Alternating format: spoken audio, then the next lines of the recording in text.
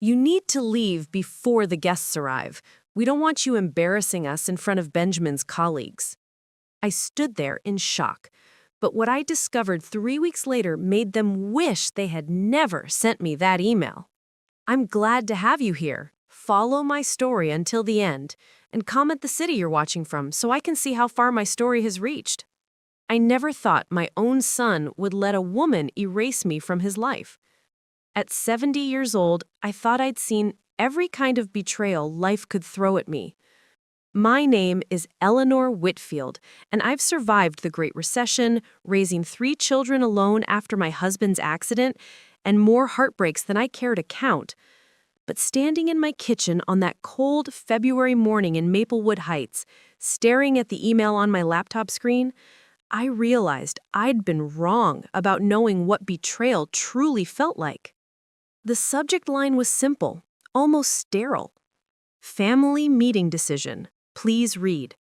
It came from my son's wife, Cassandra Laurent Whitfield, but it was CC'd to my son, Benjamin, my daughter, Rosalind, and even my younger son, Gabriel. 4 people. 4 members of what I thought was my family. The timestamp showed it had been sent at 6:47 a.m., as if she'd woken up early specifically to destroy my world before I'd even had my morning coffee. My hands trembled as I clicked it open. The message was formatted like a business memo, complete with bullet points and formal language that made my blood run cold. Dear Eleanor, after extensive family discussions held over the past 6 weeks, we have reached a unanimous decision regarding your role in our family dynamic moving forward. This decision was not made lightly, and we want you to know that everyone's voice was heard and considered. The consensus is as follows. Your presence at family gatherings has become increasingly problematic and creates an atmosphere of tension that negatively impacts everyone's well-being. Your inability to respect the boundaries we have established has forced us to take more definitive action. Your outdated perspectives, unsolicited criticism, and tendency to create drama have made it impossible to maintain healthy family relationships. Your constant references to the past and unwillingness to embrace our evolving family structure demonstrate a lack of respect for our choices. Therefore, effective immediately, you are no longer invited to attend any family events, celebrations, or gatherings.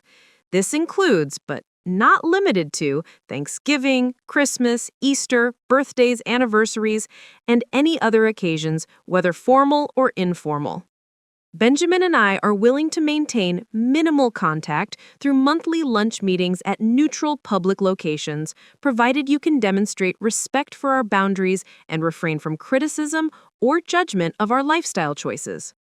We understand this may be difficult for you to accept, but we believe this decision is in the best interest of everyone involved, particularly our mental health and the preservation of the family unit as we have chosen to define it. We ask that you respect this decision and do not attempt to contact other family members to change their minds, as doing so will result in a complete cessation of all contact.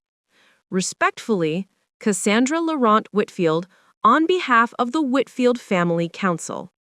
I read it once, then twice, then a third time, each word cutting deeper than the last. Family council? When had there been a family council?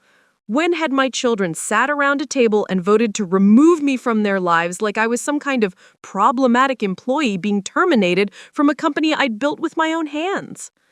The coffee I'd been drinking turned to acid in my stomach. I pushed the mug away, my hands shaking so badly I nearly knocked it over. 70 years old, and I was being dismissed from my own family via email. Not even a phone call. Not even the courtesy of a face-to-face conversation. Just a cold, calculated message written in corporate speak by a woman who had been in my son's life for less than 2 years. Let me take you back to where this nightmare truly began, because I need you to understand that I wasn't always the villain in this story. In fact, I'm not sure I'm the villain even now, but I'll let you be the judge. My husband Richard Whitfield died 4 years and 7 months ago. Not peacefully in his sleep, not after a long illness where we had time to say goodbye, but suddenly, violently in a construction accident at the Riverside Bridge project he was supervising. One moment he was checking steel beams, and the next a cable snapped. He was 68 years old, 2 years away from the retirement we'd been planning since our 40s. The grief was a living thing, a monster that consumed me from the inside out. There were mornings I couldn't get out of bed. Afternoons where I'd find myself standing in Richard's closet breathing in the fading scent of his cologne on shirts he'd never wear again. Evenings where I'd set 2 places at the dinner table before remembering with a crushing wave of despair that I'd be eating alone. But I survived. And do you know how I survived? My children. Benjamin, my oldest, at 52, would call every evening without fail. "Just checking in, Mom," he'd say, and we'd talk about nothing and everything. Rosalind, 48, would show up every Sunday with groceries and cook dinner in my kitchen, filling the house with laughter and stories about her marketing firm. Gabriel, my baby, at 45, would arrive unannounced with his guitar, sitting on my porch playing the old folk songs Richard had loved. Sunday dinners at my house in the Oakmont district of Maplewood Heights became sacred. My colonial-style home, the one Richard and I had bought when Benjamin was just 3 years old, became the anchor point for our family. The long oak dining table that had hosted 40 years of birthday cakes and Thanksgiving turkeys was once again full of life. Benjamin would bring expensive wines from his collection, showing off his knowledge of vintages and vineyard locations. Rosalind would bring her famous lemon chess pie, the recipe passed down from my mother. Gabriel would bring his latest girlfriend. He went through them quickly, and his endless optimism that made even the darkest days seem brighter. We were healing together as a family. And then Benjamin met Cassandra Laurent. It was a Tuesday when Benjamin first mentioned her. He'd called during my afternoon tea, his voice carrying an excitement I hadn't heard since before Richard died. "Mom, I met someone special." My heart had lifted. Benjamin had been married before to a lovely woman named Jennifer who'd left him for her personal trainer 5 years earlier. The divorce had been brutal, and Benjamin had sworn off relationships entirely. Hearing hope in his voice felt like a small miracle. "Tell me everything," I'd said, settling into my favorite armchair. "Her name is Cassandra Laurent. She's a senior vice president at Stratton Global Consulting.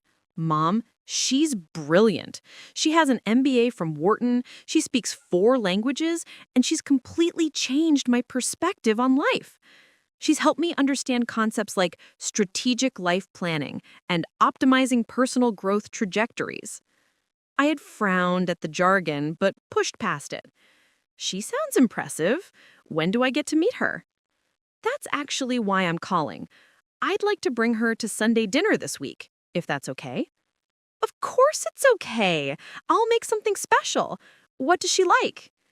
"Actually, Mom, Cassandra has some dietary restrictions. She's vegan, gluten-free, and she avoids refined sugars. Also, she's really into mindful eating practices, so maybe we could skip the big family-style meal and do something more refined." I hesitated. Sunday dinners were my tradition, Richard's tradition. The big family-style meals were how we connected, how we shared our lives. But this was important to Benjamin. "I'll figure something out," I'd promised. That Thursday and Friday, I'd spent researching vegan recipes. I'd driven to 3 different specialty stores in Willowbrook to find ingredients I'd never heard of: nutritional yeast, cashew cream, organic quinoa. The grocery bill had been over $200, but I hadn't cared. This was for Benjamin's happiness. Sunday arrived, and I'd prepared an elaborate spread. Stuffed portobello mushrooms, quinoa-stuffed bell peppers, a massive salad with every vegetable I could find, homemade chocolate mousse made with avocado and dates. Benjamin arrived at 5 p.m. sharp, and Cassandra stepped out of his Mercedes like she was descending from a private jet. She was striking, I'll give her that. Tall and slim, with sharp cheekbones and black hair pulled back in a severe bun. She wore a white silk blouse and tailored black pants that probably cost more than my monthly mortgage payment. Her jewelry was minimal, but expensive. A Cartier watch, small diamond studs, a thin gold necklace. "Mrs. Whitfield," she said, extending a perfectly manicured hand. Not Eleanor, not "so nice to meet you," just Mrs. Whitfield, like she was my doctor or my accountant. "Please, call me Eleanor," I said warmly, taking her hand. Her grip was firm, professional, the kind of handshake that said she was used to boardrooms and power plays. "Eleanor," she corrected herself with a tight smile that didn't reach her eyes. What a charming home. Very traditional. The way she said traditional made it clear she didn't mean it as a compliment. I led them inside where Rosalind and Gabriel were already waiting in the living room. The introductions were awkward. Cassandra had evaluated each of them with the same cool, assessing gaze, asking pointed questions about their careers and accomplishments. "So you run a small marketing boutique?" she asked Rosalind. "How quaint! Have you considered scaling up? There's so much potential in the digital space right now." Rosalind's boutique firm had 15 employees and a client list that included some of the biggest names in Maplewood Heights, but Cassandra made it sound like a lemonade stand. When we'd sat down for dinner, Cassandra had surveyed the table with a slight frown. "This all looks very elaborate," she said. "I'm assuming everything is vegan. I have to be very careful. My nutritionist has me on a very specific protocol." "Everything is vegan," I assured her proudly. "I researched recipes all week. The mushrooms are stuffed with herbed cashew cream, and the chocolate mousse is made with avocado and dates." "Cashews?" Cassandra set down her fork. "I'm actually allergic to tree nuts." "Did Benjamin not mention that?" Benjamin's face had gone pale. I thought I did. I'm sorry, Cassie. I must have forgotten." "It's fine," Cassandra said, though her tone suggested it was anything but fine. "I'll just have the salad, if the dressing is oil-based and not nut-based." It was oil-based, thank God, but watching her pick at a small plate of lettuce while everyone else ate the meal I'd spent 2 days preparing felt like a slap in the face. The conversation during dinner had been stilted. Cassandra had dominated it with stories about her work, international consulting projects, corporate restructuring, something called synergistic optimization frameworks. She'd dropped names of CEOs and politicians. She'd mentioned her apartment in the Platinum Towers in downtown Maplewood, the most expensive address in the city. When Gabriel had tried to lighten the mood by playing guitar after dinner, Cassandra had checked her watch pointedly. "Benjamin, we really should go. I have an early conference call with the Singapore office tomorrow." It was 7:30 p.m. Sunday dinner usually lasted until 10 or 11, filled with conversation and laughter and sometimes games. But Benjamin had immediately stood up. "Of course. Mom, thank you for dinner. It was great seeing everyone." They'd left in a flurry of perfunctory goodbyes, and I'd stood on my porch watching Benjamin's car disappear down Elmwood Avenue, a knot of unease settling in my stomach. "Well," Rosalind had said from behind me, "she seems intense." "She seems like a nightmare," Gabriel had added bluntly. "Ben's dating a corporate robot." "Gabriel," I'd chided, but my heart hadn't been in it. Something about Cassandra Laurent had felt wrong from the very beginning. I just had no idea how wrong. Over the next 6 months, I watched my son transform into someone I barely recognized. Benjamin had always been the reliable one, the steady one. He was a successful civil engineer who took pride in building things that lasted. Bridges, buildings, infrastructure. He wore comfortable clothes, drove a sensible car, and spent his weekends hiking in Riverside State Park or working in his garden. But Cassandra was remaking him in her image.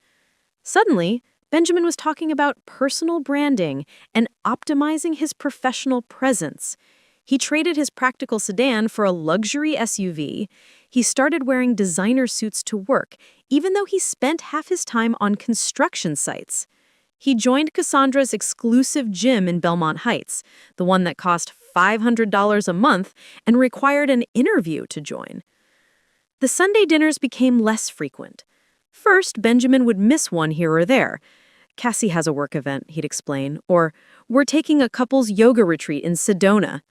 Then the dinners started moving to Benjamin's house, the modern glass and steel minimalist showcase in the Vista Hills development that Cassandra had convinced him to buy. It's more central for everyone, Benjamin had said. But we all knew it was because Cassandra found my traditional colonial cluttered and dated. The first dinner at Benjamin's new house was a shock. Everything was white and gray and chrome. There wasn't a single family photo on display. The furniture looked like it belonged in a design magazine. Beautiful, but completely uncomfortable. You couldn't relax in that house. You felt like you were in a showroom where touching anything might set off an alarm. Cassandra had served the meal on stark white square plates, tiny portions of expensive food arranged like art. Rosalind and Gabriel and I exchanged glances over the table, trying not to laugh at the absurdity of it. "This is delightful, Cassandra," I'd lied, looking at what appeared to be 3 asparagus spears and a tablespoon of quinoa. Though I have to admit I'm used to more substantial meals. Cassandra's smile was icy. We're really embracing the concept of mindful portions. It's about quality over quantity. Americans have such an unhealthy relationship with food volume. After that dinner, Gabriel had stopped at a burger joint on the way home. We sat in his car in the parking lot, eating and commiserating. "I give it 6 months," Gabriel had predicted. No way Ben stays with someone that controlling. But 6 months passed, and Benjamin was more entrenched than ever. The engagement announcement came via a professionally designed email with a link to a website, not a phone call, not an excited visit, an email. "Cassandra and I are thrilled to announce our engagement. Please visit our website for details about our upcoming celebration and registry information." The wedding website was something else. It had professional engagement photos, Benjamin in a tuxedo, Cassandra in a designer gown, both of them looking like strangers wearing my son's face. There was a timeline of their relationship told in corporate speak. Q3 2022, initial partnership formation. Q1 2023, strategic decision to merge households. They were getting married in 4 months at the Rosewood Estate in Harborview, the most exclusive venue in 3 counties. The wedding planner was someone famous from a reality TV show. The budget, from what I could piece together, was easily over $200,000.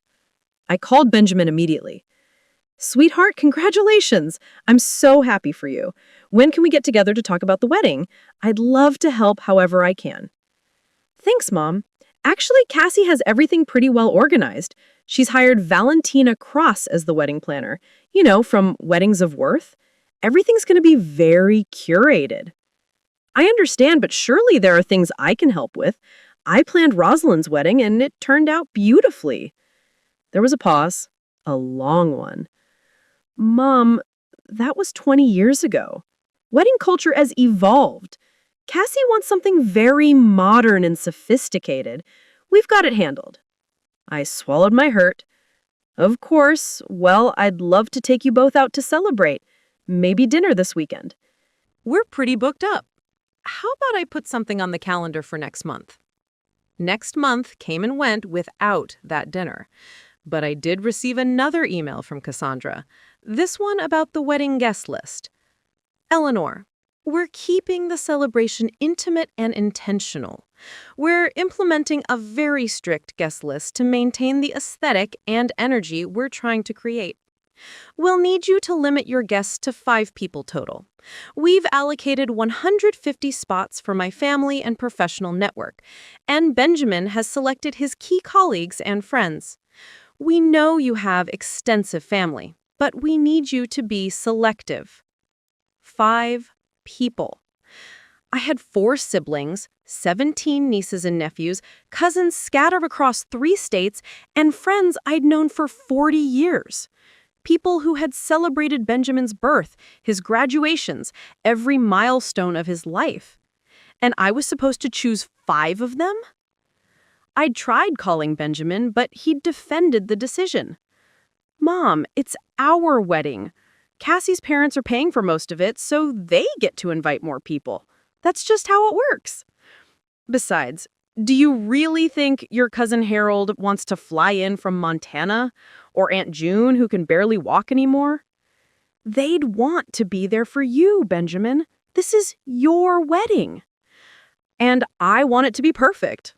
Please, Mom, just work with us on this. In the end, I'd invited my sister Dorothy, my brother Raymond, my best friend Margaret Chen, and 2 of my closest cousins, Linda and Susan. The rest of my family had been hurt, confused, wondering what they'd done to be excluded from Benjamin's wedding. I'd lied and said it was a small ceremony. I couldn't bear to tell them the truth. The wedding day itself was a pageant of excess and exclusion. I'd bought an expensive mother-of-the-groom dress from Nordstrom, an elegant champagne-colored gown that had cost me nearly $1,000. I'd had my hair done professionally at the salon in Riverside that morning. I'd wanted to look perfect for my son's big day. When I arrived at the Rosewood estate, a coordinator with a headset had checked my name off a list and directed me to my seat. In the back. The 7th row from the altar, to be exact. Cassandra's family occupied the entire front section, at least 80 people in the first 6 rows. There were people I didn't recognize, people who'd probably never even met Benjamin, sitting closer to the altar than his own mother. I'd sat there in my expensive dress. We're pretty booked up. How about I put something on the calendar for next month? Next month came and went without that dinner. But I did receive another email from Cassandra, this one about the wedding guest list. Eleanor, we're keeping the celebration intimate and intentional. We're implementing a very strict guest list to maintain the aesthetic and energy we're trying to create. We'll need you to limit your guests to 5 people total. We've allocated 150 spots for my family and professional network, and Benjamin has selected his key colleagues and friends. We know you have extensive family, but we need you to be selective. 5 people.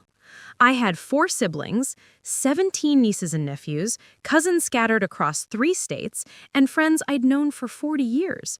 People who had celebrated Benjamin's birth, his graduations, every milestone of his life. And I was supposed to choose 5 of them? I'd tried calling Benjamin, but he'd defended the decision. Mom, it's our wedding. Cassie's parents are paying for most of it, so they get to invite more people. That's just how it works. Besides, do you really think your cousin Harold wants to fly in from Montana? Or Aunt June, who can barely walk anymore? They'd want to be there for you, Benjamin. This is your wedding. And I want it to be perfect. Please, Mom, just work with us on this. In the end, I'd invited my sister Dorothy, my brother Raymond, my best friend Margaret Chen, and 2 of my closest cousins, Linda and Susan. The rest of my family had been hurt, confused, wondering what they'd done to be excluded from Benjamin's wedding. I'd lied and said it was a small ceremony. I couldn't bear to tell them the truth. The wedding day itself was a pageant of excess and exclusion. I'd bought an expensive mother-of-the-groom dress from Nordstrom, an elegant champagne-colored gown that had cost me nearly $1,000. I'd had my hair done professionally at the salon in Riverside that morning. I wanted to look perfect for my son's big day. When I arrived at the Rosewood estate, a coordinator with a headset had checked my name off a list and directed me to my seat. In the back. The 7th row from the altar, to be exact. Cassandra's family occupied the entire front section, at least 80 people in the first 6 rows. There were people I didn't recognize, people who'd probably never even met Benjamin, sitting closer to the altar than his own mother. I'd sat there in my expensive dress, surrounded by strangers, watching my son marry a woman who had systematically dismantled everything I'd built with him over 52 years. During the reception, I'd been seated at table 12. Not at the head table with Benjamin and Cassandra. That was reserved for the wedding party and Cassandra's parents. Not even at table 1 or 2 with close family. Table 12, near the kitchen doors with Benjamin's old co-workers from his first job out of college and their spouses. I'd watched from the distance as Cassandra's father gave a long, effusive toast about his brilliant daughter and how Benjamin was lucky to join their family. I'd waited for Benjamin to mention me in his own speech, to thank me for raising him, for supporting him, for anything. He'd thanked Cassandra's parents for their generosity. He'd thanked the wedding planner. He'd thanked his best man and the entire wedding party. He'd mentioned me in one sentence. And of course, thanks to my mom for being here. For being here. Like, I was a distant aunt who'd made an effort to show up, not the woman who had given birth to him, raised him, sacrificed everything for him. That night, I'd cried myself to sleep in my hotel room at the Harborview Inn, listening to the wedding party continue celebrating in the ballroom below. After the wedding, things got progressively worse. The Sunday dinners at Benjamin and Cassandra's house became formal, uncomfortable affairs. Cassandra would serve microscopic portions of expensive organic food on her stark white plates. She had instituted rules: no phones at the table, no negative conversation topics, no talk of the past. That last rule essentially eliminated everything I wanted to talk about. I couldn't mention Richard without violating the no negativity policy. I couldn't share memories of Benjamin's childhood without being accused of living in the past. I couldn't express concern about anything without being labeled judgmental. I'd tried. God knows I'd tried. When Benjamin had mentioned that he was thinking about leaving his engineering firm to join Cassandra's consulting company, I gently suggested he think carefully about working with his spouse. Cassandra's eyes gone cold. Eleanor, Benjamin is a grown man capable of making his own career decisions. Your outdated notions about keeping work and marriage separate are exactly the kind of limiting beliefs we're trying to move past.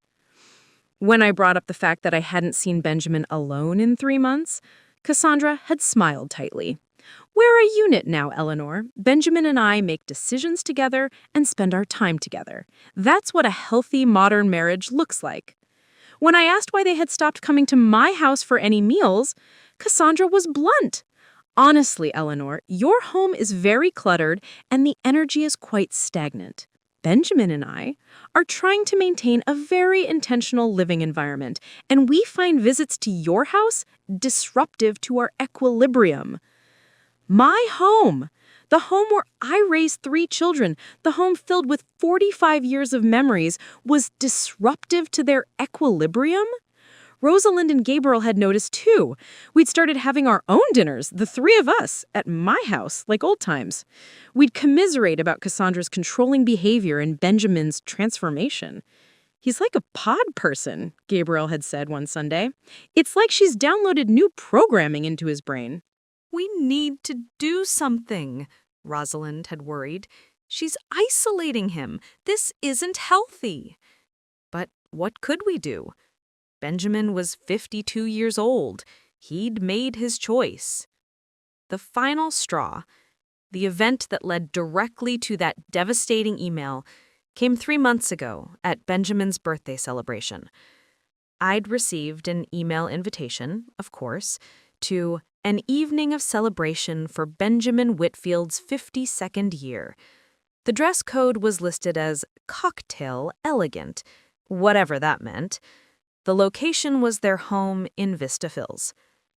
The invitation had also included a note. Gifts are discouraged.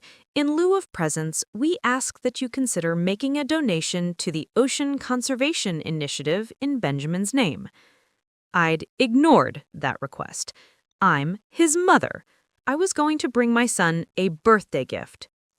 I'd arrived at 6:45 p.m. for the 7 p.m. start time, thinking I could help set up, or at least have a few minutes alone with Benjamin before guests arrived. Cassandra had answered the door in a stunning ice blue cocktail dress that probably cost more than my mortgage payment. She'd looked me up and down, her expression shifting from neutral to barely concealed irritation. Eleanor, you're early. I thought I might help you prepare. Everything's handled. We've hired Meridian Catering to manage the evening. Her eyes dropped to the wrapped present in my hands. A vintage compass I'd found at an antique store in Riverside, the kind Richard used to collect. Is that a gift? Of course, it's Benjamin's birthday. We specifically requested no gifts. I'm his mother, Cassandra.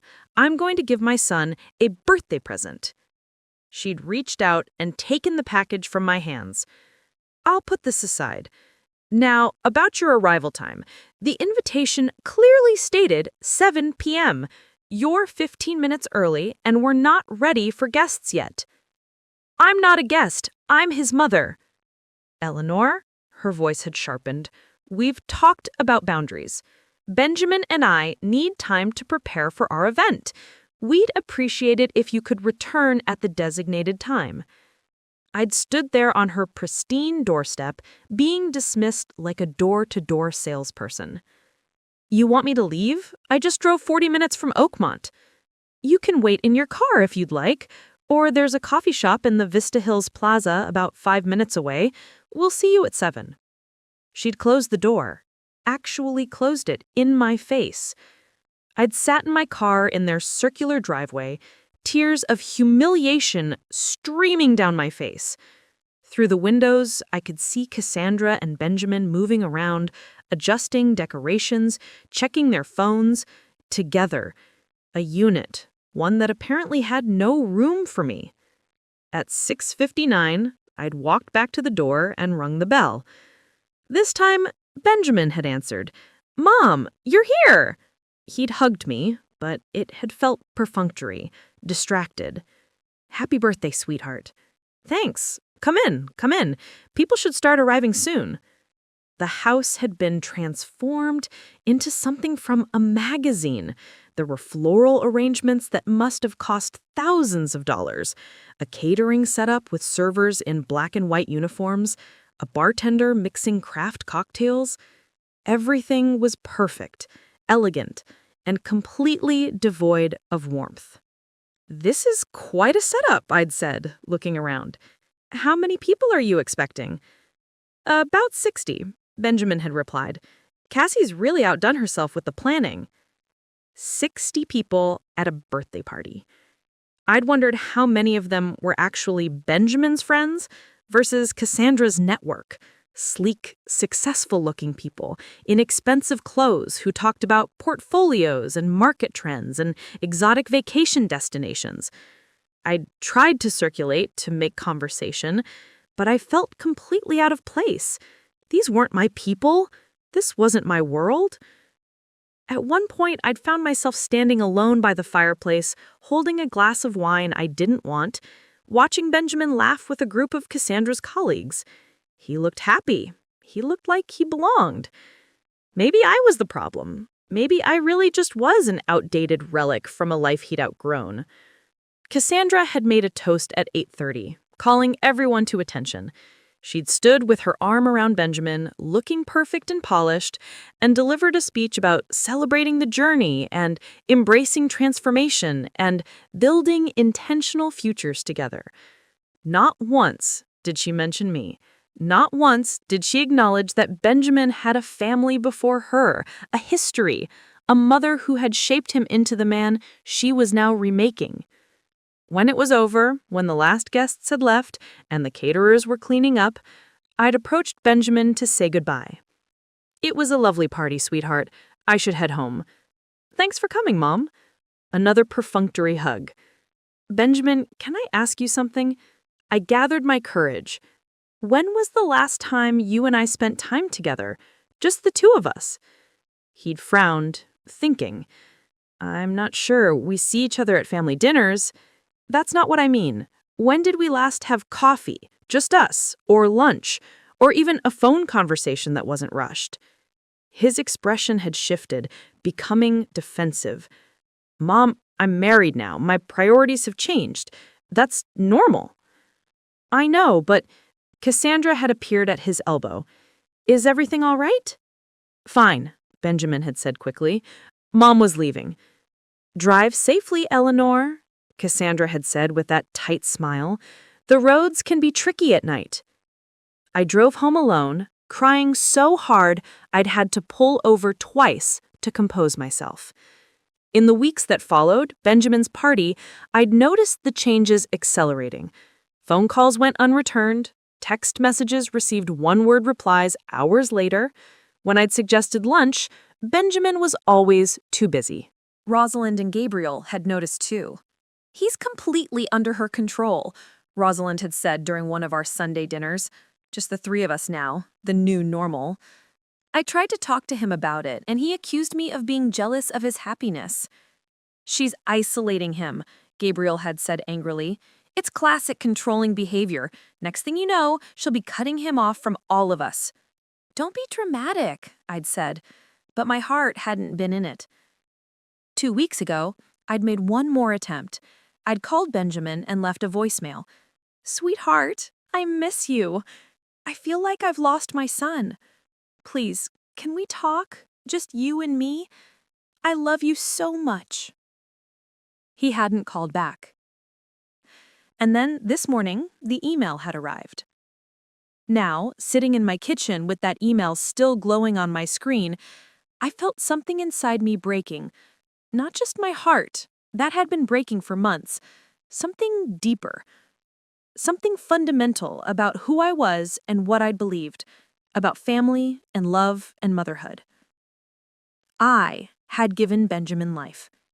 I raised him through skinned knees and bad dreams and teenage heartbreaks. I supported him through college, through his first marriage, through his father's death. I'd been there for every triumph and every failure. And Cassandra Laurent Whitfield had erased all of that with a single email. Family council. The words made me sick. When had this meeting happened? Had they all sat around a table in Benjamin's sterile house discussing my faults and voting to remove me from their lives? Had Rosalind and Gabriel really agreed to this? Or had they been pressured, manipulated?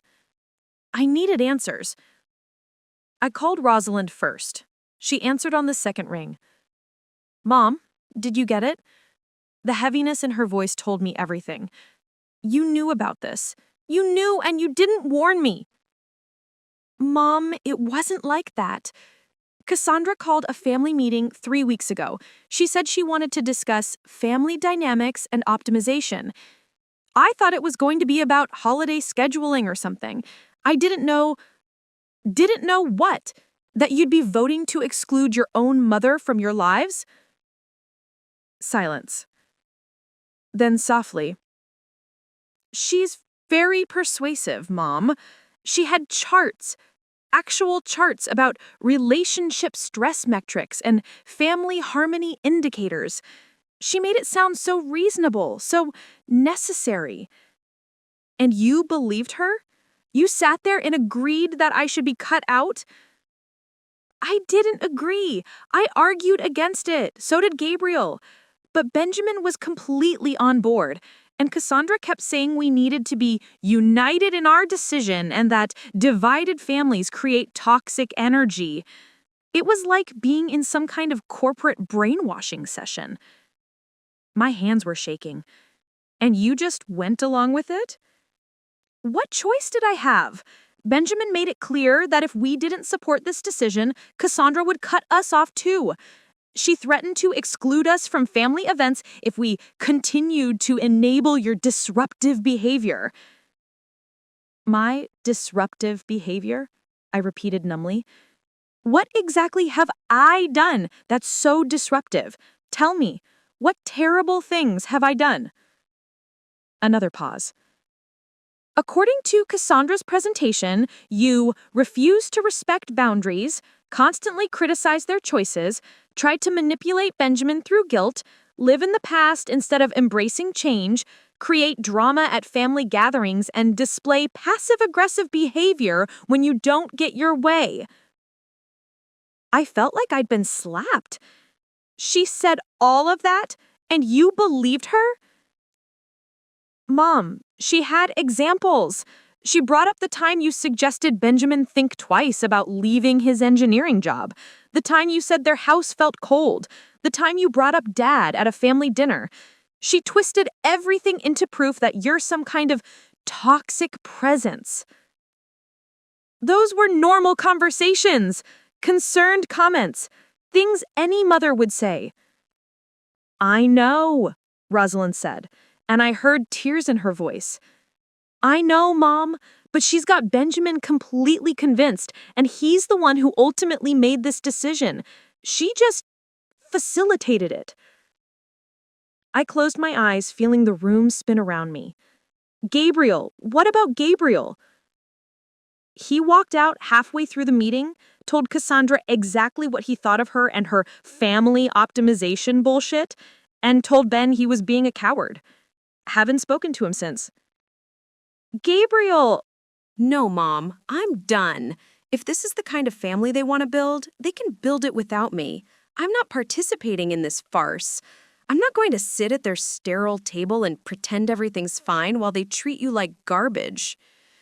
His loyalty touched me, but it also terrified me. Sweetheart, I don't want you to lose your relationship with your brother because of me.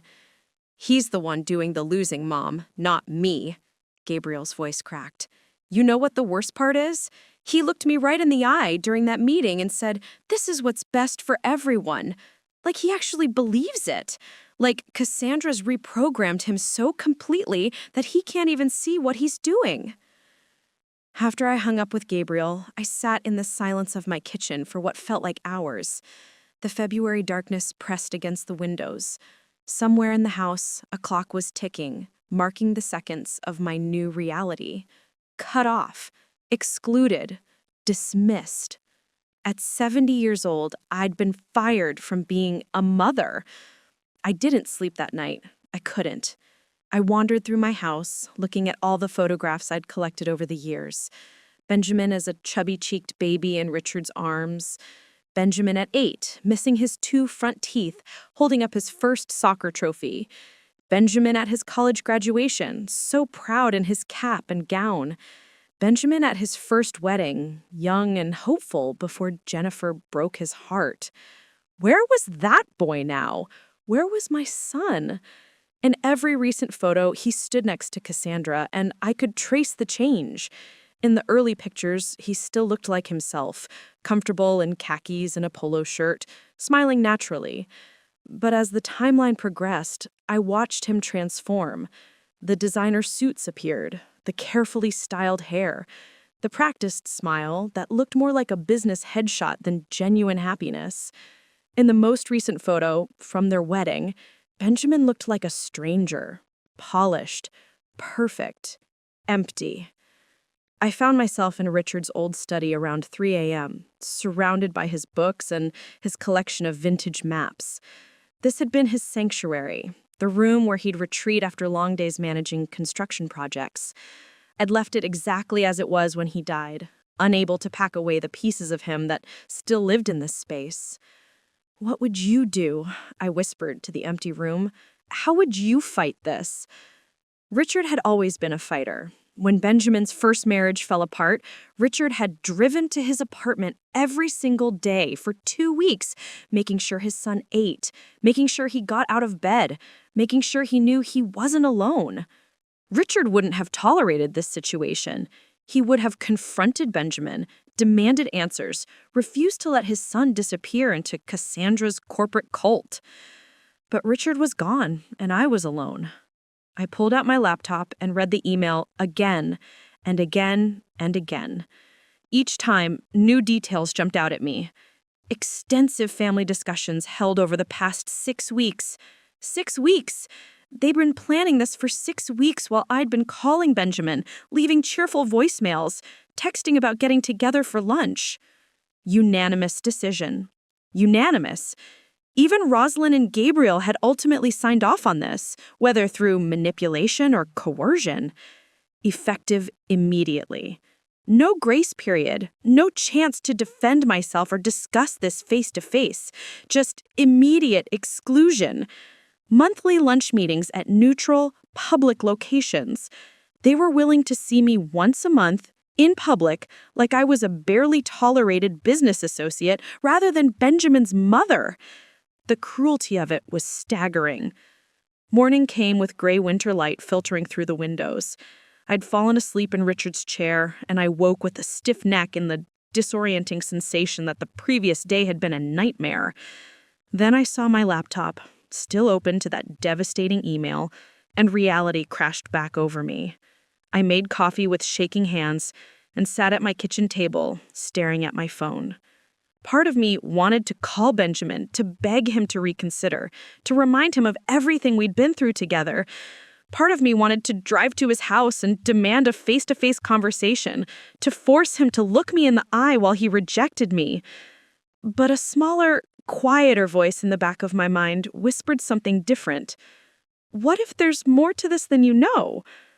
I thought about Cassandra's behavior over the past 18 months, the controlling nature, the isolation tactics, the way that she'd systematically separated Benjamin from everything and everyone he'd known before her, the transformation of his entire personality and lifestyle.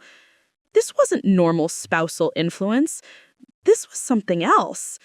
And then I remembered something that had struck me as odd at the time, but that I'd dismissed. During Benjamin's birthday party, I'd heard Cassandra on her phone in the hallway, her voice sharp and businesslike. The transfer needs to be completed by Friday. I don't care what hoops you have to jump through. This is time sensitive.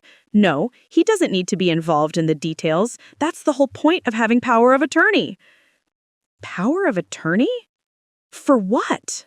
At the time, I'd assumed it was work-related. Cassandra was always on calls about contracts and deals. But now, in the cold light of morning, that phrase echoed in my mind with new significance. I opened my laptop and did something I probably should have done months ago. I searched for Cassandra Laurent. What I found was impressive on the surface. LinkedIn profile showing her rise through the corporate consulting world. Articles about her speaking at business conferences. Her company website showcasing successful organizational restructuring projects. But as I dug deeper, I found something else.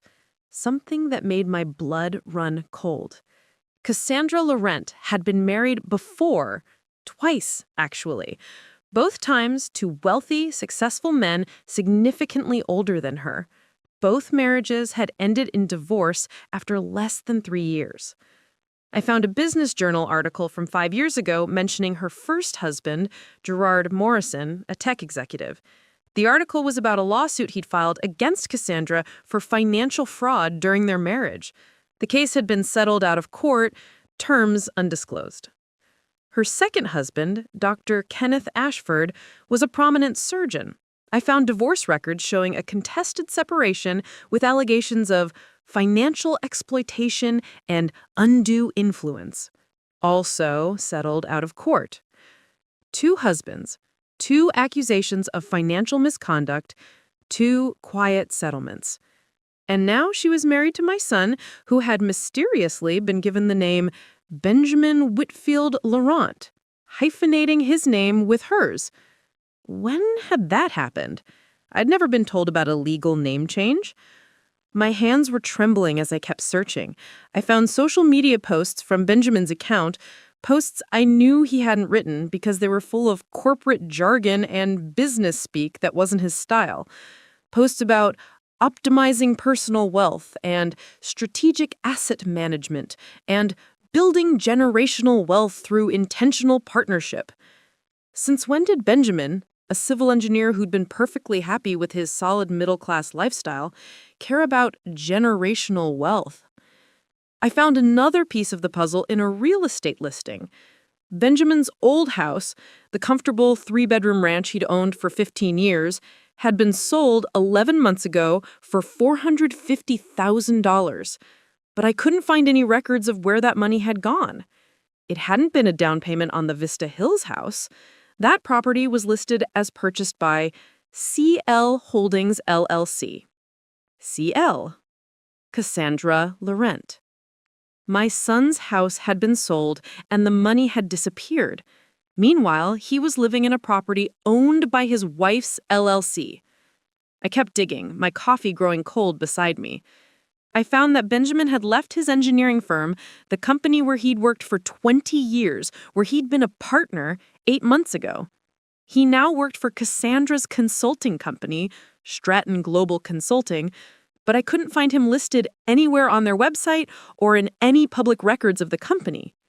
It was as if my son was being systematically erased and rebuilt as an extension of Cassandra Laurent. And then I found the final piece that made everything click into place. A legal notice filed with the Maplewood County Clerk's Office 3 months ago. Benjamin Whitfield had granted Cassandra Laurent Whitfield full power of attorney over his financial and medical affairs. Full power of attorney meant Cassandra could make any financial decision on Benjamin's behalf. She could access his accounts, sell his assets, make investments, sign contracts, all without his direct involvement or approval. It meant she had complete control over his money and his healthcare decisions. At what point does love and partnership cross the line into something darker? At what point does building a life together become financial exploitation? I sat back from my laptop, my mind racing. This wasn't about me being a difficult mother-in-law. This wasn't about boundaries or family dynamics or any of the corporate psychology speak Cassandra had used to justify excluding me. This was about control and possibly about money. Benjamin's engineering partnership would have been worth a significant amount, easily $500,000 or more if he'd cashed out his stake. His house sale was another $450,000. Richard had left him a substantial inheritance from his life insurance and retirement accounts, probably another $300,000. That was over $1 million that had been in Benjamin's control 18 months ago. Where was it now? I thought about the Vista Hills house with its expensive furnishings and professional staging. I thought about the $200,000 wedding. I thought about Cassandra's designer clothes and luxury car and exclusive gym membership. I thought about how she'd isolated Benjamin from his family, from his friends, from anyone who might question what was happening or notice the changes. And I realized with horrifying clarity, the email wasn't about protecting Benjamin from my toxic influence. It was about protecting Cassandra's access to Benjamin's money. As long as I was around, I might notice things, I might ask questions, I might encourage Benjamin to think independently or reconsider his decisions. I was a threat to whatever scheme Cassandra was running, and she'd just removed that threat with a single, efficiently worded email. I stood up from my kitchen table, feeling something I hadn't felt since receiving that email yesterday. Clarity. This wasn't about me being a bitter, rejected mother lashing out at my son's new wife. This was about protecting Benjamin from someone who had systematically isolated and controlled him, who had taken over his finances and his life, and who had a documented history of this exact pattern with previous husbands. I didn't know exactly what Cassandra was doing yet, but I knew it was something bad enough that she needed to cut me out completely to continue doing it. Well, she'd made a critical error. She'd underestimated a 70-year-old woman who had nothing left to lose and everything to fight for. I pulled out a notebook, one of Richard's old engineering notebooks from his study, and started making a list. Document everything about Benjamin's financial changes. Research Cassandra's previous marriages more thoroughly. Find out what happened to Benjamin's assets. Determine if there are legal grounds for intervention. Build a case solid enough that Benjamin can't ignore. I didn't know how long this would take. Weeks? Months? But I had time. Cassandra had just given me all the time in the world by excluding me from family obligations. She thought she'd neutralized me, sent me off to fade away quietly in my cluttered, stagnant house while she continued whatever con she was running on my son. She had no idea that she'd just declared war on a mother protecting her child. I picked up my phone and called someone I hadn't spoken to in years, Martin Chen, Margaret's son, who happened to be an attorney specializing in elder law and financial exploitation cases. Martin, it's Eleanor Whitfield. I know this is out of the blue, but I need your help, and I think you're going to find this case very interesting. As I explained the situation to Martin, I felt something shifting inside me. The grief and hurt were still there, but they were being joined by something stronger, determination. Cassandra Laurent Whitfield had made a crucial mistake. She'd pushed me out thinking I'd go quietly, that I'd accept my exile and fade into irrelevance. She was about to learn that mothers don't give up on their children. Not ever. And in exactly 3 weeks, I would discover something that would blow this entire situation wide open and give me the ammunition I needed to bring Cassandra's house of cards crashing down. But that discovery would come from the most unexpected source imaginable. For now, I had work to do. Martin Chen's law office was located in a renovated brownstone in the historic district of downtown Maplewood, sandwiched between a vintage bookstore and an upscale coffee shop. I'd known Martin since he was a boy. He and Benjamin had played Little League together, though they'd drifted apart over the years. Now he was a respected attorney with a specialty that I'd never imagined I'd need: protecting vulnerable adults from financial exploitation. The irony wasn't lost on me. I'd come here to discuss whether my own son was being exploited, potentially by the woman he'd married. Martin's receptionist, an efficient-looking woman in her 30s, led me to his office. Martin stood when I entered. He'd inherited his mother's kind eyes and his father's tall frame. He was probably 50 now, with distinguished gray at his temples. "Mrs. Whitfield," he said warmly, coming around his desk to shake my hand. "It's been too long. How's Margaret doing? Mom mentioned you two had lunch last month." "She's well," I said, settling into the leather chair across from his desk. "She's still beating me at bridge every Tuesday." "That sounds like Mom. But I'm guessing this isn't a social call. You mentioned on the phone that you had concerns about your son?" "I don't know where to start. I'm not even sure if what I'm seeing is actually a problem or if I'm just unable to accept that my son has moved on with his life." Martin pulled out a legal pad and clicked his pen. "Why don't you start at the beginning? When did you first start having concerns?" So I told him everything.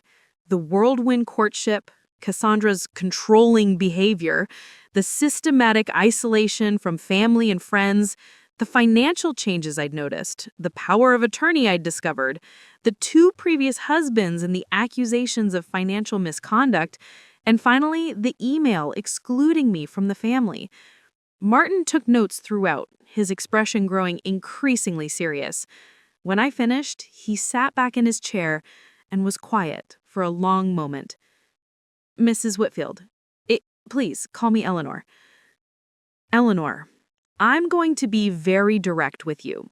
What you're describing follows a textbook pattern of financial exploitation through undue influence.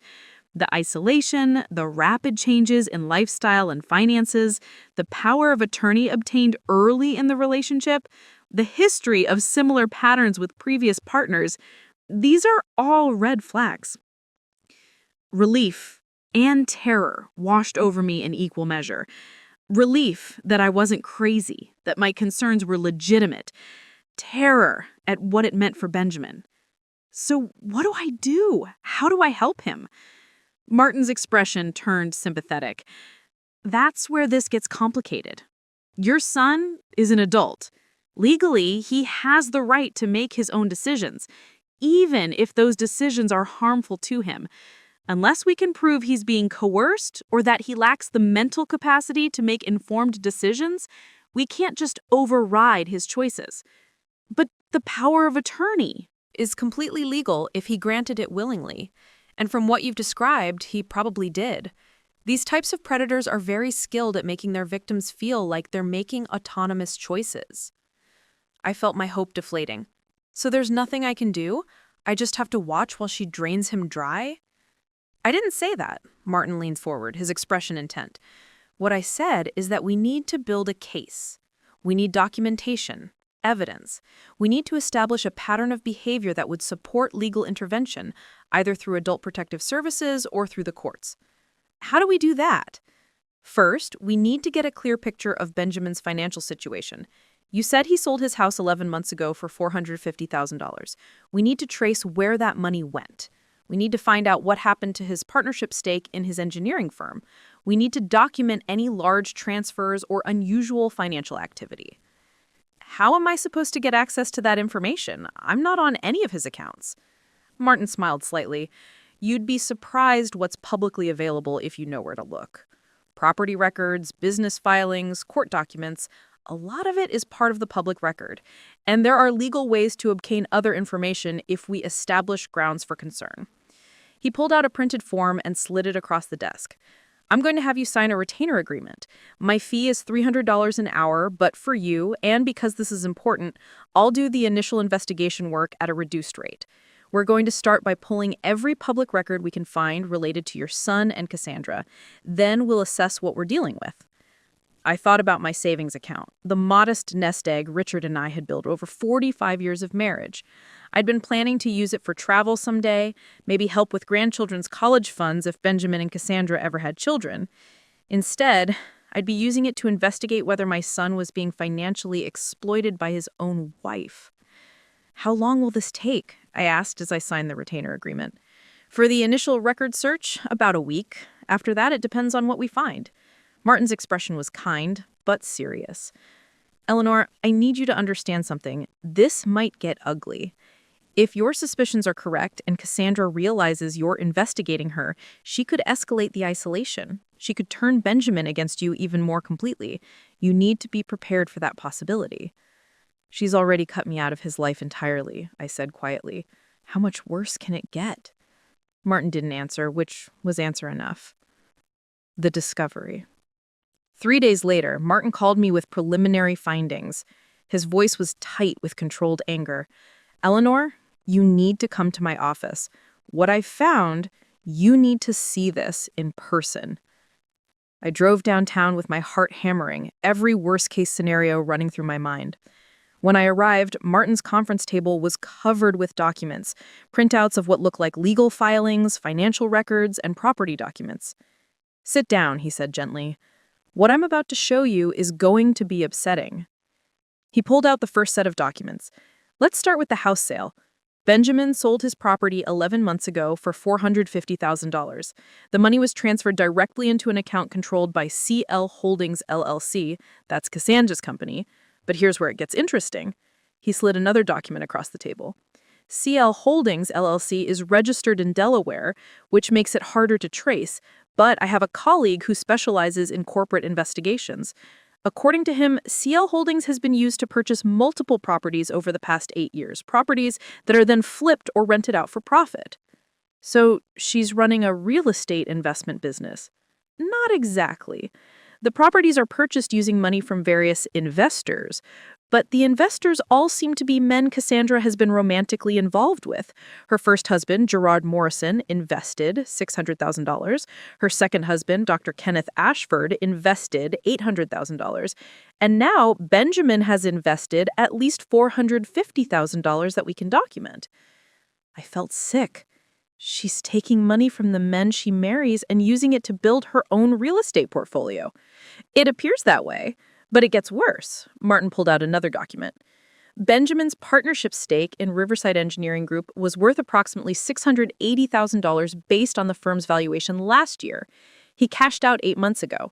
The money went into a joint account with Cassandra, and from there, it was transferred to CL Holdings LLC. Over $1 million, I whispered. $1.13 million to be exact. And that's just what I can document from public records. Martin's expression grew even more serious. Eleanor, there's something else. I found legal filings from 6 weeks ago, the same time frame as that family meeting. Benjamin transferred ownership of your husband's coin collection to Cassandra. Richard's coin collection? The one he spent 40 years assembling. The one appraised at over $200,000. He gave her Richard's coins, I said, my voice breaking. Not gave, transferred ownership. It's a formal transfer of assets. Martin paused. Eleanor, I believe Cassandra is preparing for an exit. These kinds of asset transfers, the timing of your exclusion from the family, she's consolidating everything under her control before she disappears. You think she's going to leave him? Based on the pattern with her previous husbands, yes. Both marriages ended after 2 to 3 years, right around the time the money ran out or the husbands started asking questions. We're approaching the 2-year mark with Benjamin. I sat there, staring at the documents, feeling the full weight of what we were dealing with. What do we do? We have 2 options. We can go to the police and file a report for financial exploitation and fraud. Or, Martin hesitated, or we can confront Cassandra directly, present her with what we found, and demand she return Benjamin's money and leave quietly. If we confront her, won't she just disappear with everything? Possibly, but if we go to the police first, there's no guarantee they'll prosecute. Financial exploitation cases are notoriously difficult when the victim is a willing participant in the transactions. Cassandra has documentation showing Benjamin authorized every transfer. So we have no good options. We have one more. Martin looked at me seriously. We find more victims.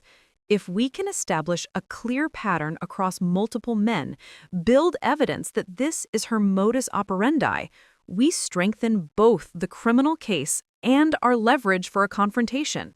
How do we find other victims? Leave that to me. The unexpected ally. 2 days later, I received a call from an unknown number. Mrs. Whitfield, this is Patricia Henley. I was Gerard Morrison's executive assistant. I need to talk to you about Cassandra Laurent. My breath caught. How did you get my number? I've been tracking Cassandra's movements since she destroyed Gerard's life. When I saw public records showing she'd married again, I knew I had to reach out. Mrs. Whitfield, your son is in danger. We met that afternoon at a quiet cafe in Riverside. Patricia was younger than I'd expected, mid-30s with intelligent brown eyes that held deep sadness. Gerard Morrison was a brilliant man, CEO of a successful tech company, generous, kind. Cassandra targeted him deliberately after his wife died of cancer. Within 18 months, she had taken over $600,000 and destroyed his business reputation. He's living in a small apartment now, broken. Everything he built, gone. I'm so sorry. Don't be sorry. Be prepared. Patricia pulled out a thick folder. This is everything I've documented about Cassandra's pattern. Financial records from Gerard's case, legal documents from Dr. Kenneth Ashford's divorce, evidence of at least 2 other men she exploited before them. She's been running this con for over a decade, Mrs. Whitfield. Your son is just her latest victim. I opened the folder with trembling hands.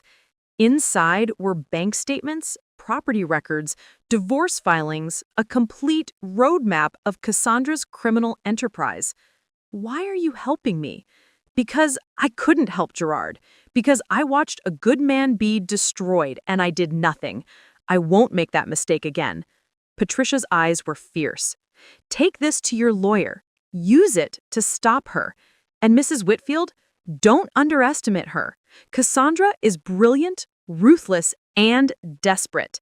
The real estate market has been declining. Some of her properties aren't selling. She needs your son's money more than ever. She'll fight hard to keep control of him. I took the folder to Martin that same afternoon. He spent an hour reviewing the documents, his expression growing more intense with each page. Eleanor, this is extraordinary. With Patricia's evidence, we can prove a pattern spanning over a decade and multiple victims. This isn't just civil fraud. This is criminal racketeering. He looked up at me. We need to go to the district attorney's office immediately. The DA's response. Assistant District Attorney Rebecca Walsh was a sharp-eyed woman in her 40s who listened to our presentation with increasing interest. When Martin finished laying out the evidence, she sat back in her chair. This is one of the most comprehensive financial exploitation cases I've seen. Multiple victims, clear pattern, extensive documentation. Mr. Chen, I'm going to open a formal investigation immediately. What does that mean for Benjamin? I asked. It means we'll be interviewing him, examining his financial records, potentially bringing charges against Ms. Laurent Whitefield for fraud, theft, and exploitation. Mrs. Whitfield, I won't lie to you. This process will be difficult for your son. He's going to be questioned extensively. His finances will be scrutinized. And if we prosecute, it will be very public. But he'll get his money back? If we can prove the money was obtained through fraud, yes, we'll seek restitution as part of any plea deal or conviction. But Mrs. Whitfield, you need to prepare yourself for the possibility that your son won't see this as us helping him. Victims of this kind of manipulation often defend their abusers. I thought about Benjamin, so completely under Cassandra's control. I understand, but we have to try. We'll move quickly, Walsh promised. I'm assigning 2 investigators to this case immediately. We'll start with financial forensics, then move to interviewing witnesses. With luck, we'll have enough for an arrest warrant within 2 weeks. The confrontation. It happened faster than anyone expected. 4 days after our meeting with the DA, Cassandra showed up at my house. I was in my garden, trying to distract myself with pruning roses, when I heard her voice behind me. Eleanor, we need to talk. I turned to find Cassandra standing on my lawn, dressed in an expensive gray suit, her expression cold and calculated. How did you know? Who told you to start investigating me? My heart was pounding, but I forced myself to stay calm. I'm not discussing anything with you without my attorney present. Your attorney, Mr. Chen, yes? I know about him. I know about everything, Eleanor. The records requests, the investigation, your meeting with Patricia Henley. Did you really think you could move against me without me finding out? You've stolen over $1 million from my son. I haven't stolen anything. Benjamin gave me that money willingly. Every transfer, every investment, every decision. He made them all freely. After you manipulated him, after you isolated him from everyone who cared about him, after you destroyed his first marriage to create vulnerability you could exploit? Cassandra's eyes narrowed. You've been talking to Jennifer. How pathetic. A collection of bitter, jealous people trying to destroy what Benjamin and I have built together. What you've built on stolen money and lies. Prove it. Cassandra stepped closer. Go ahead, Eleanor. Take me to court. File charges. Do whatever you think you can do. Benjamin will testify that every penny was his choice. He'll defend me against all of you. And when this is over, you won't just be excluded from family gatherings, you'll be completely erased from his life. The district attorney is already investigating you. For the first time, I saw genuine fear flicker across Cassandra's face. It was gone in an instant, replaced with cold calculation. Then I'll make you a deal, she said quietly. Call off your investigation. Tell the DA you were mistaken, that you overreacted out of jealousy and resentment. Do that, and I'll return $500,000 to Benjamin's accounts, half of what you claim I've taken. Why would you do that if you've done nothing wrong? Because I love my husband, and I want him to have a relationship with his mother. Because I'm willing to make a sacrifice for family peace. Her smile was sharp. Or you can keep pushing, and I'll make sure Benjamin loses every penny before you can touch me. I have offshore accounts, Eleanor, shell corporations in countries with no extradition. If you force my hand, I'll disappear with everything, and Benjamin will be left with nothing but debt and humiliation. Your choice. I looked at this woman who had destroyed so many lives, who had stolen my son's money and his freedom, and I made my decision. No deal. The investigation continues. Cassandra's expression turned to ice. Then you've just destroyed your son. I hope that makes you feel righteous, Eleanor, because it's going to cost Benjamin everything. She turned and walked away, and I stood there trembling, wondering if I'd just made a terrible mistake. The arrest. 3 days later, I was having breakfast when my phone rang. Martin Chen. Turn on the news. Channel 7. Now. I grabbed the remote with shaking hands. The news anchor was mid-sentence. Arrested this morning on multiple charges of financial fraud and exploitation. Cassandra Laurent Whitefield, CEO of Stratton Global Consulting, was taken into custody at her Vista Hills home. Authorities say she's been running an elaborate scheme targeting wealthy men for over a decade, stealing an estimated $4 million through romantic relationships and fraudulent business dealings. The screen showed footage of Cassandra being led to a police car in handcuffs, her face stony and defiant. The investigation was sparked by Eleanor Whitefield, mother of one of the alleged victims, who brought evidence to the district attorney's office after becoming suspicious of her son's relationship with Laurent Whitefield. Additional victims have since come forward. Among the charges are theft by deception, fraud, and exploitation of a vulnerable adult. Cassandra's Laurent Whitefield's bail has been set at $2 million. If convicted on all charges, she faces up to 20 years in prison. 20 years. Justice was finally catching up with Cassandra Laurent. But at what cost? The aftermath. Week 1. Benjamin didn't call me. He didn't respond to my texts or voicemails. For 6 days, I heard nothing. Then, on the 7th day, he showed up at my house. I opened the door to find my son standing there, looking like he'd aged 10 years in a week. His eyes were red-rimmed, he'd lost weight, his clothes hung loose on his frame. "Mom," he said, his voice cracking, "can I come in?" We sat in my living room, the same room where he had played as a child, the same room where Richard used to read him bedtime stories. Benjamin sat on the couch with his head in his hands. "They've frozen all my accounts," he said quietly. "Everything. My savings, my checking, everything. The DA says it's all evidence. I can't access any of it." "Benjamin," he said, "the house in Vista Hills, it's not mine. It was never mine. It belongs to one of Cassandra's LLCs.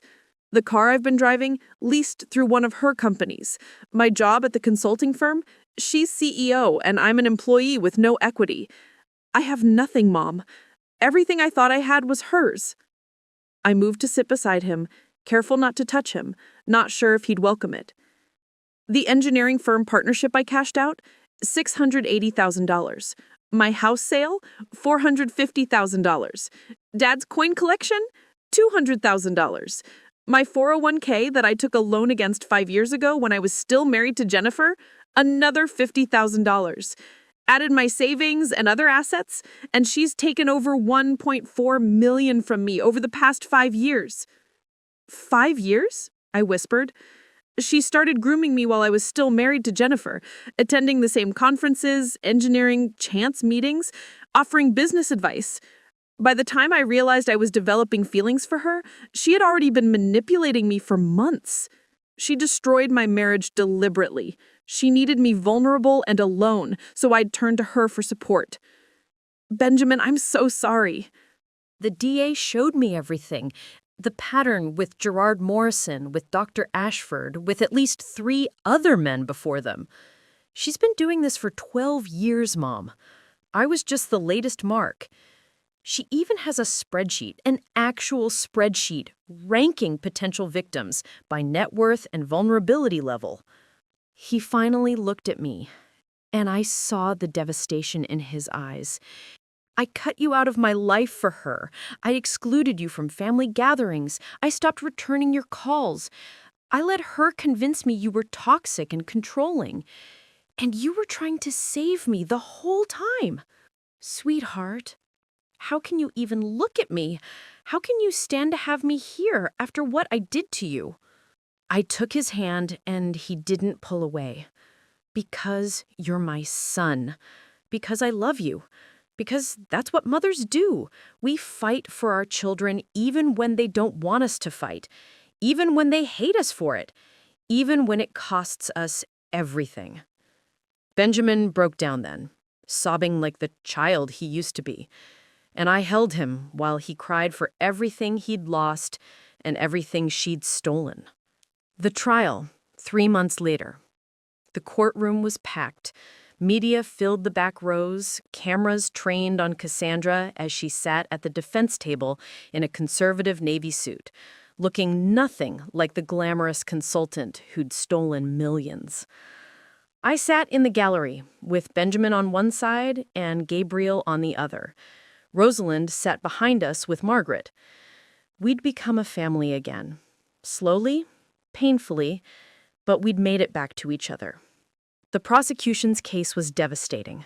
Financial records showing the systematic theft, testimony from Gerard Morrison, from Dr. Ashford, from 2 other men who'd finally broken their confidentiality agreements to speak out.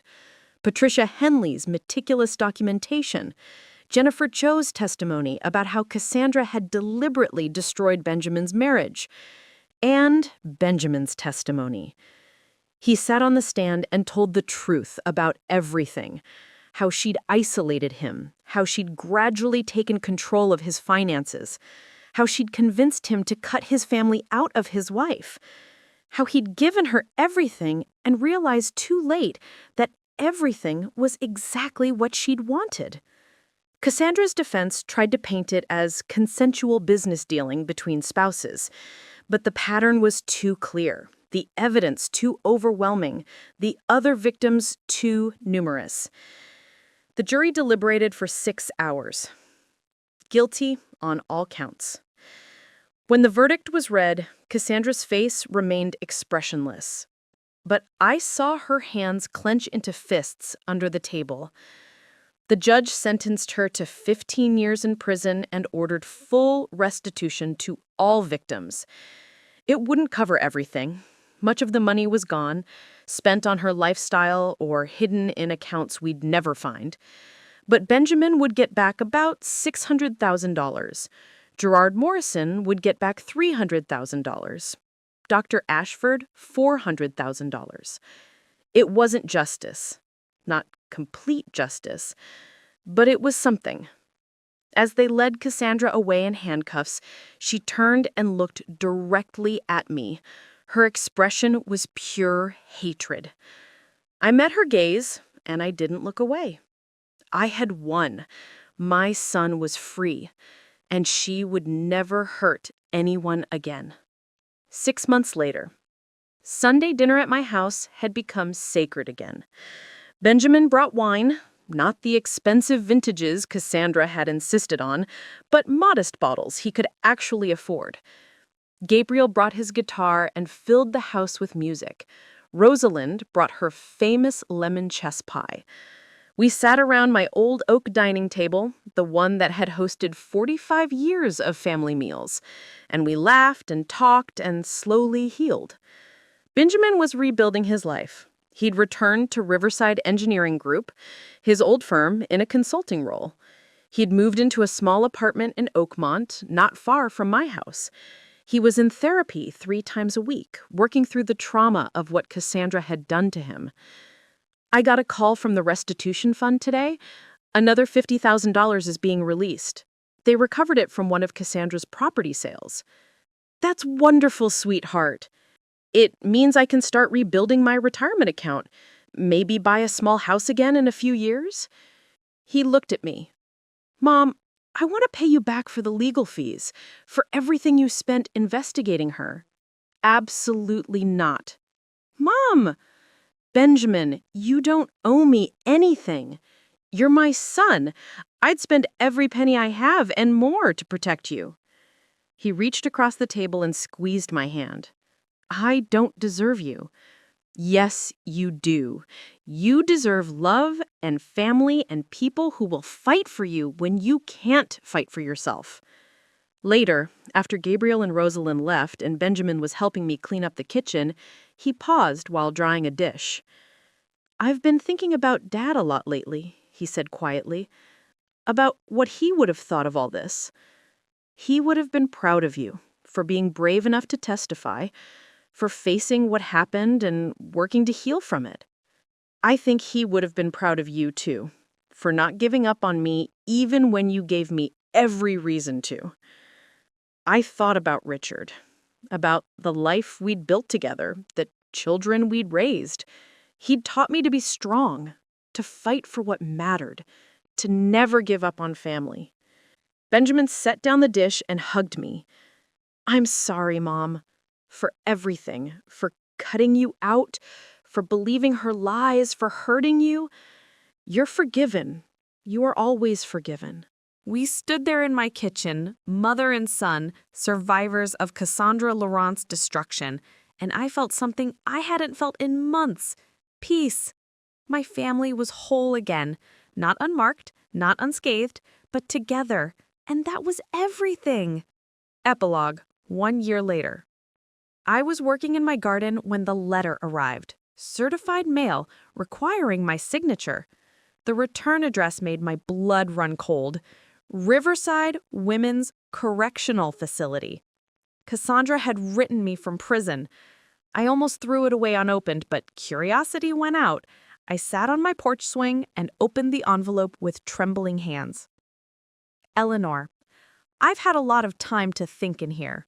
Time to reflect on my choices, my actions, the lives I destroyed. The prison therapist says I need to make amends, to take responsibility. But I'm not writing to apologize. I'm writing to make sure you understand something. I didn't lose because you were smarter than me. I didn't lose because you cared more about Benjamin. I lost because I underestimated a 70-year-old woman with nothing left to lose. That was my mistake. My only mistake. Everything else, the planning, the execution, the systematic extraction of wealth from men who thought they were in love, all of that worked perfectly. For 12 years, I built an empire on their stupidity and loneliness. I made millions, and I would have gotten away with it if you hadn't interfered. So congratulations, Eleanor. You saved your son. You stopped the big bad villain. You got your happy ending. But here's what keeps me going in this place, knowing that somewhere out there, someone else is doing exactly what I did. Someone smarter, someone more careful, someone who won't make the mistake of underestimating a mother's love. And you won't be able to stop them all.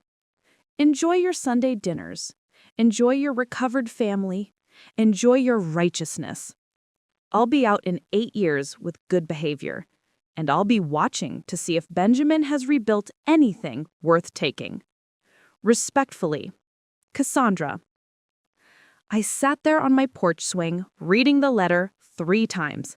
Then I pulled out my phone and called Martin Chen. Martin, it's Eleanor. I just received a threatening letter from Cassandra. I'm forwarding it to you now. I think it violates her sentencing terms about contacting victims' families. He'll file a motion immediately. This could add time to her sentence. After I hung up, I looked at the letter one more time. Then I walked to my fireplace and burned it, watching Cassandra's words turn to ash. She was wrong about one thing. This wasn't about me being smart or her underestimating me. This was about love, about a mother who refused to give up on her son, about a family that survived and came back stronger. Cassandra Laurent could rot in prison with her threats and her bitterness. We had already won, and no letter from a convicted criminal could change that. Thank you for following Eleanor's journey from the devastating exclusion email to the final victory over Cassandra's exploitation. This story shows that family love is stronger than any manipulation, and that sometimes the bravest thing we can do is fight for those we love, even when they don't want us to fight. What would you have done in Eleanor's position? Would you have started the investigation, or would you have respected Benjamin's choices? Comment below and let me know your thoughts. If you enjoyed the story, please like, share, and subscribe for more inspiring tales of justice, family, and the power of never giving up on the people we love.